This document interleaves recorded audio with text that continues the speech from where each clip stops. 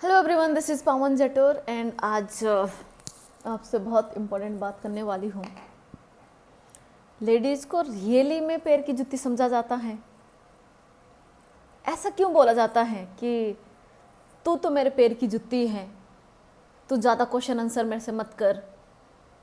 या जब शादी करके अपने घर लेके आते हैं तो उस टाइम पे तो साथ जीने की, साथ मरने की कस्में, वादे सब कुछ करते हैं। और ये भी होता है कि आज से 50-50 पार्टनर हैं हर तरीके से, चाहे पैसे हो वो भी 50-50, सब कुछ 50-50। उसमें ना तो पति का 51 है, ना तो पत्नी का 49 है। फिर उसके बाद क्या हो जाता है? क्यों लेडीज़ को ये पता नहीं है कि मेरा पति कितना कमाता है? आज मैं जिम जा रही थी तो जिम जाते हुए मैं एक अंकल आंटी से मिली। मैंने उनको नमस्ते किया।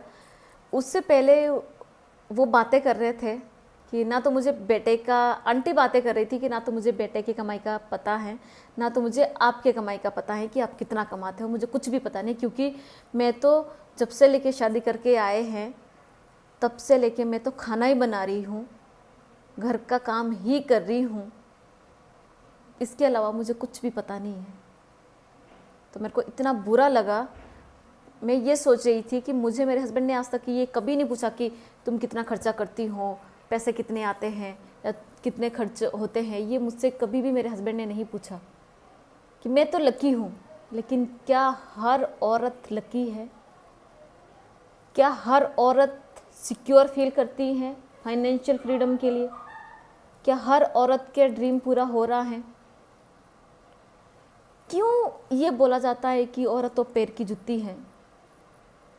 उनसे जाके पूछना जिनकी वाइफ नहीं है, जिनकी एज 40 साल, 50 साल, 60 साल की हो गई है, उनको कोई उस तरीके से इतने प्यार से खाना नहीं देता जितने प्यार से एक बीवी खाना देती है, जितने तरीके से एक माँ खाना देती है।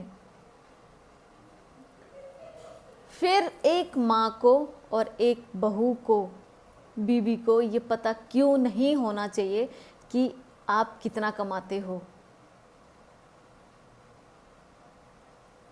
लेडीज़ के सपने हैं और उनको सपने देखने का हक भी है और उसको पूरा करने का हक भी है। अपने मर्जी के कपड़े डालने का हक भी है, अपने मर्जी से काम करने का भी हक है, लेकिन छीना जाता है।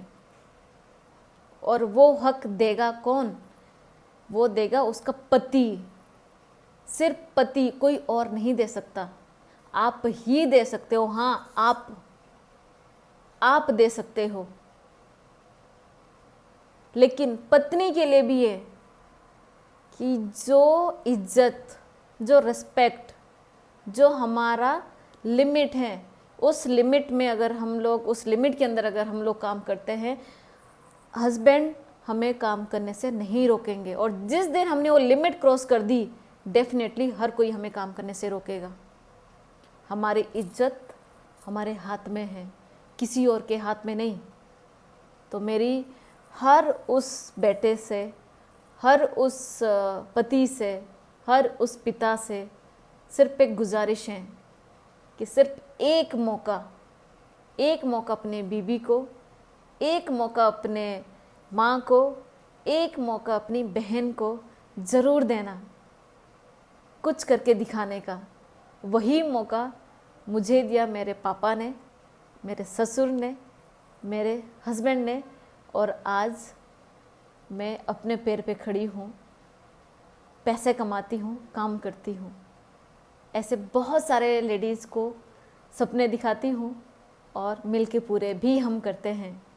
आपसे भी ये रिक्वेस्ट है कि सिर्फ एक मौका मर्यादा में रह के काम करेंगे, आपका सर नहीं झुकने देंगे, आपके रिस्पेक्ट को कोई आँच नहीं आने देंगे। सिर्फ एक मौका देना है आपने।